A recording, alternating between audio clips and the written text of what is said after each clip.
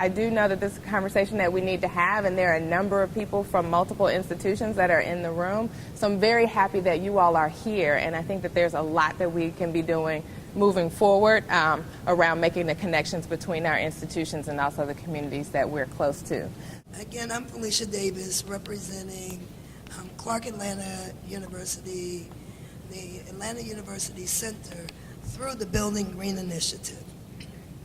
And within the AUC, Clark Atlanta in particular, there's an effort to, I'd say, reestablish themselves as anchor institutions for development in the west side of Atlanta, which is an interesting process, I would say, for the institutions, given everything else that's going on.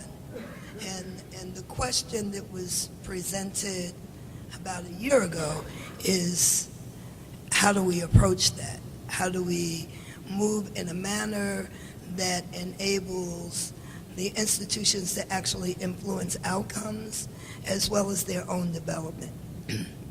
So with the Sustainable Atlanta's Eco District opportunity, the AU Center was selected as one of the beta communities, along with Lakewood and Lithonia.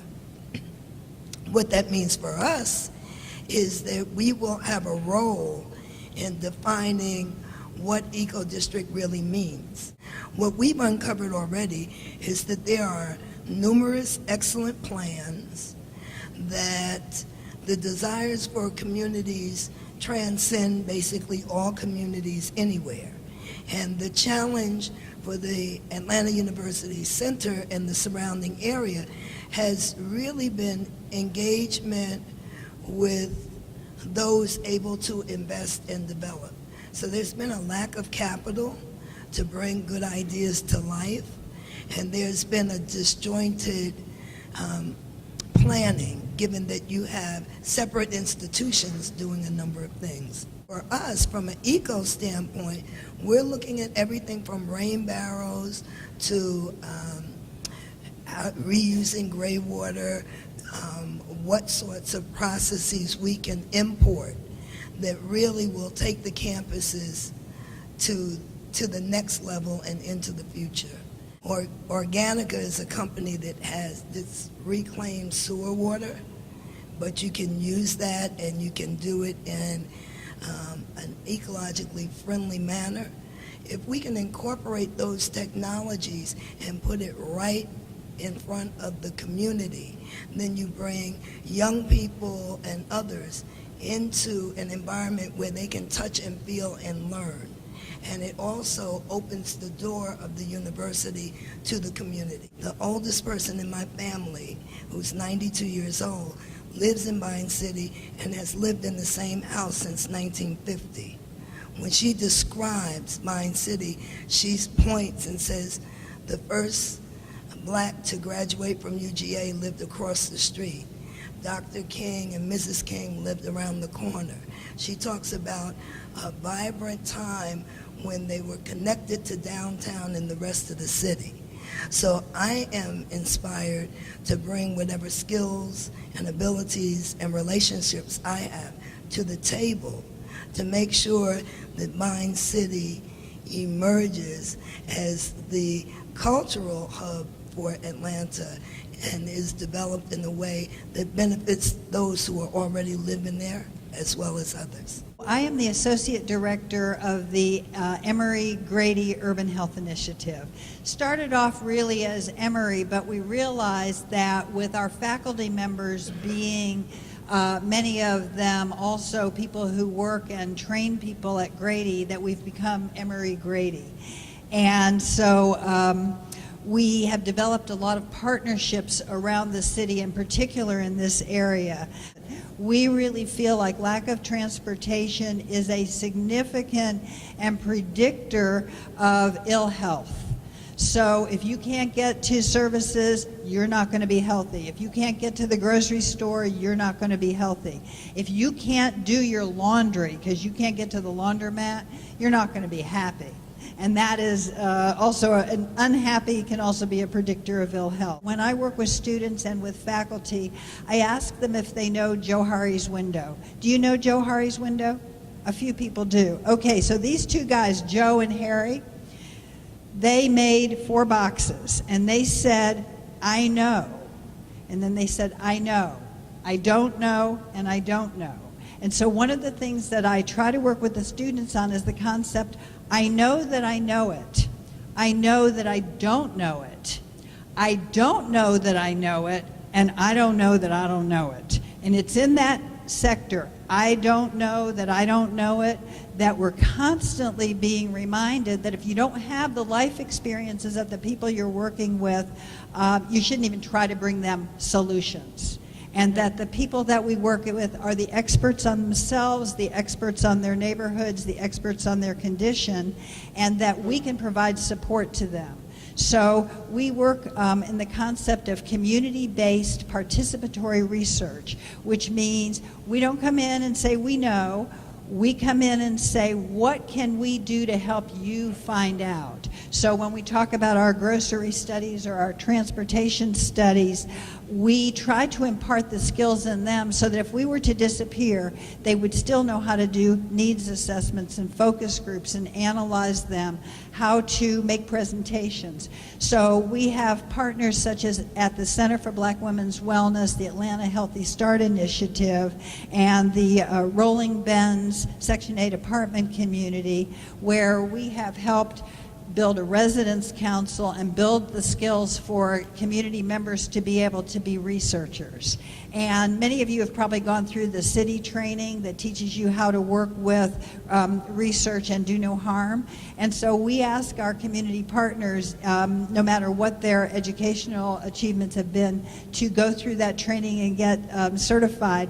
And one community member said, I haven't graduated high school, but I'm city certified and I know what not to do as far as to not injure someone by releasing their information, sharing things I shouldn't share. So that kind of skill set we want to bring into the community. The Healing Community Center, which is located at 2600 Martin Luther King. And it was a free and low-cost health center with specialty services, but just recently we got notification that we have become a federally qualified health center. And what's important about that is now we can bill, and we can bill at some advanced rates so that we can bring financing back into the community to help keep health services there. One of our most important partners is Sam Goswami at the Supergiant Food Store. And we don't know whether you've seen the March Atlanta magazine, but we have 9 pages talking about what we're doing in this side of town, and in particular a lot about what's going on at Supergiant. And some of the partners that we have there have come from our students. We won a small grant that is helping us build a community teaching garden there. And so over the past month, we've been bringing in community partners, and last week we finished building the first part of the garden, so we have 12 raised beds. Congressman John Lewis came out and we dedicated an apple tree to him in one of our small beds, and we had children from M. Agnes Jones Elementary School who helped build beds and fill them and plant. And one of them, it was a 4th grader from Student Council, said, once I get these skills, I take them back to my school. So even the young kids really see the value in that kind of work. There is a group in Northwest Atlanta that Ola Reynolds runs, and it's called CCNA, the Community Building Collaboration of Northwest Atlanta. And it is a partner of ours, but it has within it dozens of local organizations, including businesses, the chamber, ministerial organizations, the people from the schools. So it draws in a lot of the partners that we work with. We've developed that whole group into something that we call the Campaign to Grow, and West Atlanta Watershed Alliance has been represented there, as well as others. Getting involved in a program, in a class last year called Computing for Good, was a great opportunity to work directly with stakeholders in nonprofits, non-government organizations, and work directly with a client with a very particular problem as a team of students to practice this participation in design. But as a student, it was a fairly new idea to me. How do we conduct a focus group? How do we gather requirements, wants, and needs in order that the project that we end up working on, or the software we design, or the system we imagine, has lasting value, sustainable value, and is relevant to the problem area that we're studying? There are requirements, wants, and needs in order that the project that we end up working on, or the software we design, or the system we imagine, has lasting value, sustainable value, and is relevant to the problem area that we're studying. Last week, as part of a class I'm in right now, we went to the Atlanta Community Food Bank as a group. We presented and we had created workshop activities in order to have members of the community come in and describe their experiences, describe their stories, in order to get to build a relationship. Now we're using that kind of activity as a step in developing a plan for discovering opportunities for design in the food system. The project studio is something that I take for credit. I get an entry on my transcript. I get to practice using development tools and strategies that are going to benefit me long term, but I also get to work on an issue that has lasting value and that has sustainable value and that has ethical considerations. As far as food and health, the project that I worked on last fall, Food Mapper, is another sort of similar participatory design project.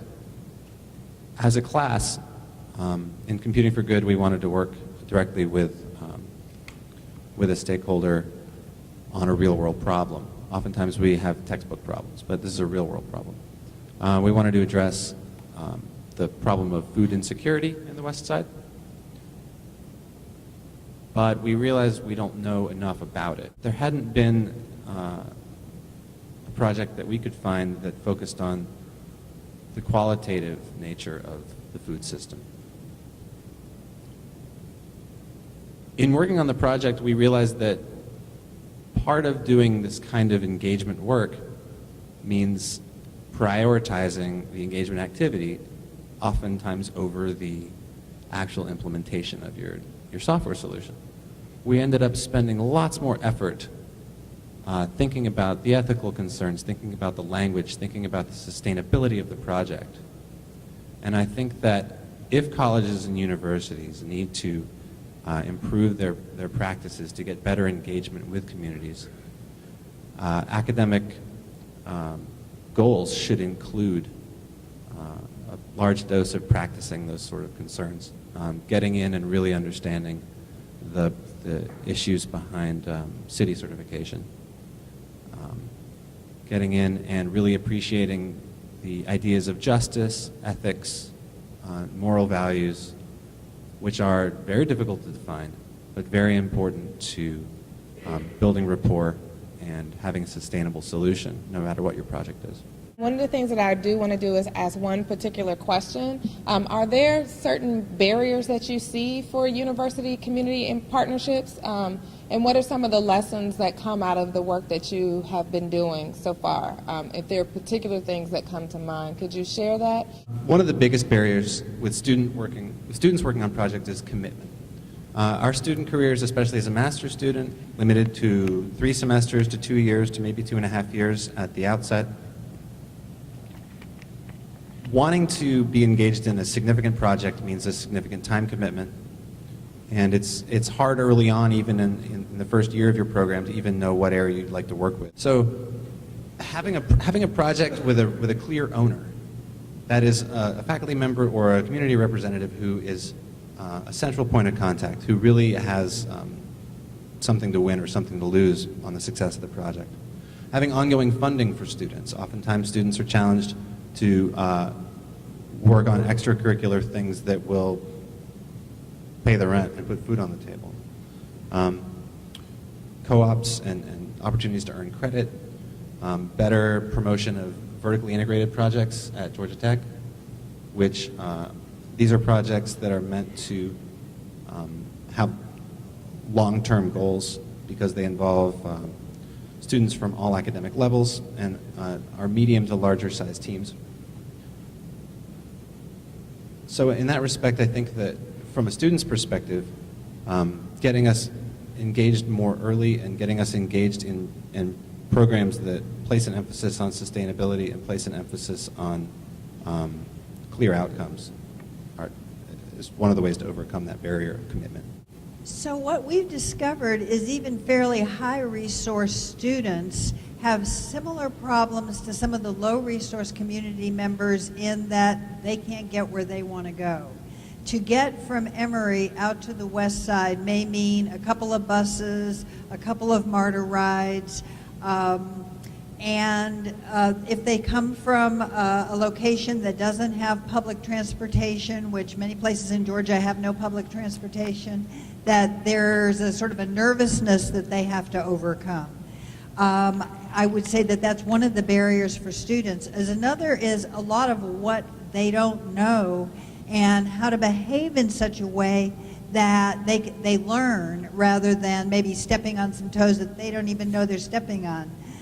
We were in a meeting with 9 women who had had preterm births. So their babies came too soon and the babies were small, and so life was a little harder for the babies and for the families. Life was a little more costly. And so inadvertently one of us said, well, how do you get to the hospital when you go into labor? And 9 women looked like that and said, we call 911. And I said, no, you don't. And they said, yes, we do. And I'm like, why do you call 911 to go 2 miles from Pittsburgh Mechanicsville to Grady Hospital? I was mind blown because I thought, what an expensive cost. And it turns out it's actually a $2,000 bill for that 1.6 mile over and 1.6 mile back trip that's billed to Medicaid, and $300 comes back. So there's this $1,700 loss. So what we're working on is to try to find a less expensive but reliable way to help women who are in labor get to the hospital in a way that they'll still get respect, as they might with an ambulance, but it might actually cost $30 instead of $2,000 because we think we can create some major savings, and if we can do it right, perhaps we can get some of the money that is saved, we capture that and reinvest it so that women who are having low birth weight babies maybe would be able to keep their babies full term. So what we said was, well, a labor limo is not going to really impact preterm birth. It's going to make that going to the hospital experience better. So when we talked to the people at the Rolling Bends apartment community, they said, if you want us to be healthier, and we want to be healthier, we want you to know that when we go to the grocery store, we pay the ride man $30. And the ride man will take your $30 before you get out of the car and go into the grocery store. Then you jog shop through the grocery store and you run out within 30 minutes, because if you're not there in 30 minutes, he's gone. So it is very expensive, and there are a lot of penalties to being low income. And so we said, well, what if we could develop a transportation system that we're calling a supplemental transportation system, again, with faith congregations, to help people get to the grocery store, the laundromat. So we're trying really hard to figure out, and maybe some of you are from faith congregations that would be interested in joining with us, to help us find ways to help people get to needed services without the high penalty of $30 for the trip. Barriers that we encounter. A big one is perception. For people have fairly well entrenched notions of what the Atlanta University is and should be, and also what the relationship is with the community. So those perceptions are hard to penetrate no matter what's going on. So that's one. Another that's very real is safety. When you have challenges with public safety, and then you're responsible for young people being away from home, there's a tendency to want to wall them off or become an enclave to protect the young people that you are charged with protecting. So that becomes a barrier to the community because there's a disincentive to invite the community in and through the campuses. So that's a second barrier to engaging with the community. And then there's always the capacity issues. So as you invite people in, it's difficult to work with what you already have. And so capacity is always an issue. But for me, I would say it's borders. So we have a very 20th century notion of borders. And so we kind of define, kind of like the U.S. and Mexico. The border is imaginary, the people are real. And then we do all this stuff. Well, that's, in some respects, even though you have Morehouse, Spelman, Clark Atlanta, ITC, Morris Brown or not, Vine City, etc., those are, in some ways, when it comes to collaboration, these are framed perceptions. So rearranging them is how you kind of deconstruct embedded perceptions to create a new reality, I'd say, is the challenge in moving the development goals of Vine City forward.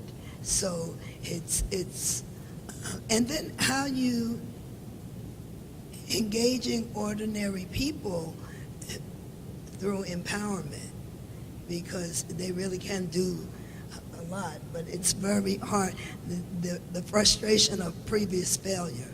So those are some of the barriers that I'm encountering in trying to inch forward, and I would say it'd be a lot easier to have a great plan and just do it, but that probably wouldn't be the best solution.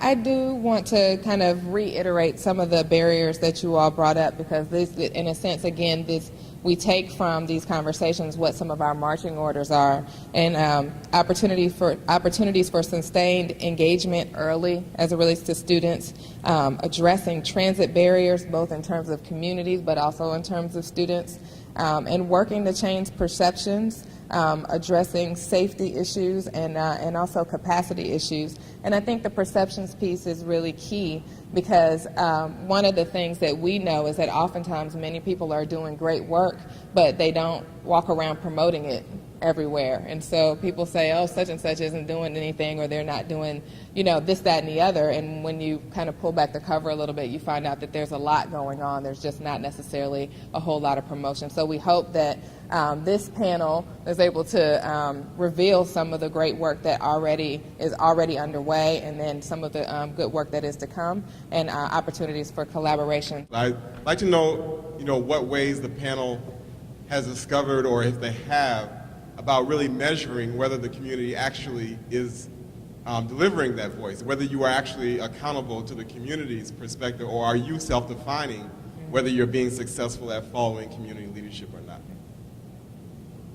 Most of my career I've worked at the grassroots level, and in order to engage the community, you've got to talk with the community beyond kind of meetings and rallies, and that's the first thing, kind of where people eat, go to school. So we are definitely plugging in those spaces, and the one thing is, when you veer off, the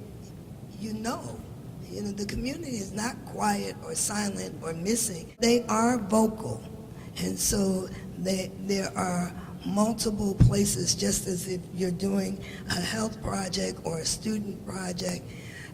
So engaging and just being honest. So I'm not one, I don't know about other people, but I don't fake the funk. And so that means if you're doing community gardening, for example, it means, do you connect the people to get the seeds in the ground and something growing? And the evidence. So the measures are great, and I love metrics, but the proof is in the pudding. Are the people present? Are the people pleased? Are the people progressing? So that's my measure. And then you get that wonderful thing called word of mouth working for you. When we started working on our community teaching garden, our students were fretting. They said, what if nobody comes and this ends up being a student project? And I said, well, first of all, some of the people from the Supergiant grocery store are going to be able to take some of their work time to work in the garden, and they will attract people. And we had signs up in the store. And about 10 minutes after the students started fretting, Miss Bohannon came up. And she said, I like what you're doing. I'm walking over to the senior center now. I'm going to bring some more people to get involved. About 20 minutes later, about 6 senior citizens came, and they said, one of them said to me, you know, this is a prayer answered. I have been praying for a place to get my hands in the dirt, because where I live, there is no dirt. And my great-grandma taught me how to garden, and I remember how happy it made me when I finished my day, got to wash my hands and walk away from it. So a few minutes later, they started making calls on their phone. This man came up and he said, you know, I used to work over at the Botanical Gardens, and I haven't had a place to garden since I retired. Could I be part of this? And we said, sure, could you bring a few friends? And so what we found is that the acceptance has come by attraction. And so we know in that project that attraction and then the positive feelings that they tell us in that particular project, we know that at this point it's as successful as it can be. One of the ways to make sure that you're showing deference to the community and that you're really meeting real needs is to involve the fabric of the community in the solution creation. Don't simply study it, gather requirements, and deliver an answer, but actively design your research or your solution finding to incorporate voices from the community in a fair way, to take evidence from the interactions and make it truly a group project. Yeah, I mean, that's what we're doing now. That's what we're working on with Carl DeSalvo and his participatory design studio. That's what we have guest visiting students from California and other parts of the world trying to learn and trying to practice. We have these community involving projects that are great opportunities for us to learn about this process, but also to try to put it into action. But I worry on the other end about the university people having a really active sense of what a good project is. And what I have enjoyed about this panel is that we're collecting more examples of when it works. Because I think that on the university side, we don't always know what constitutes a good example of when it's working. When are you engaging well with your community partners? So a lot of that burden is on our self-reflection, our being willing to engage in really hard questions that get at the I don't know and I don't know what I don't know part of that response. And so I'm forever looking for these models that help us be better citizens on our side and not just have these great expectations of being kind of patted on the head from the community side. So I really want to thank you for giving us some really good examples that we can glean. How are you making this work? What do we need to really incorporate in what we do on the university side so we're better able, better equipped, better predisposed to engage in a very respectful way with our partners from the community. So thank you very much. Thank you.